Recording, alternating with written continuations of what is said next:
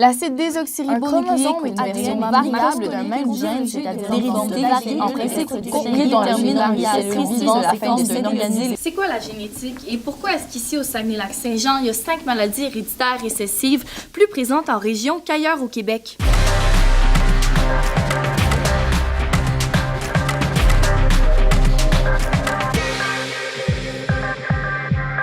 Chaque individu est différent et ça, c'est grâce à son code génétique. Dans notre corps, on retrouve des milliards de cellules dans lesquelles il y a un noyau où l'on retrouve des chromosomes qui contiennent l'ADN. Et c'est dans cet ADN-là qu'on a notre information génétique. C'est grâce à cette information si l'on peut fonctionner et si l'on est tous différents les uns des autres.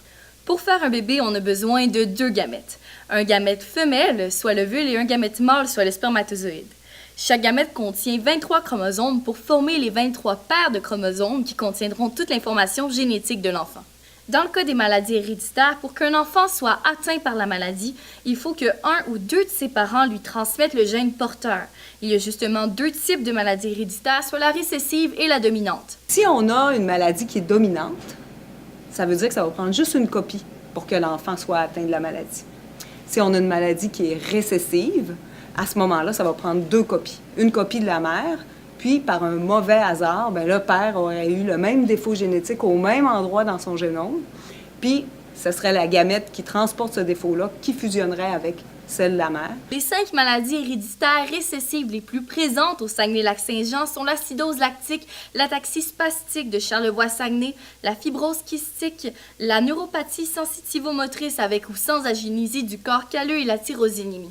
Et selon la Corporation de recherche et d'action sur les maladies héréditaires, CORAM, une personne sur 4 au Saguenay-Lac-Saint-Jean serait porteuse d'une de ces 5 maladies, et ça, c'est à cause de l'effet fondateur. Des gens venant de l'extérieur, évidemment, de la France, pour la majorité, sont venus ici, ont immigré et ont fait, en fait, la population qu'on connaît. Donc, des gens sont arrivés avec des mutations récessives.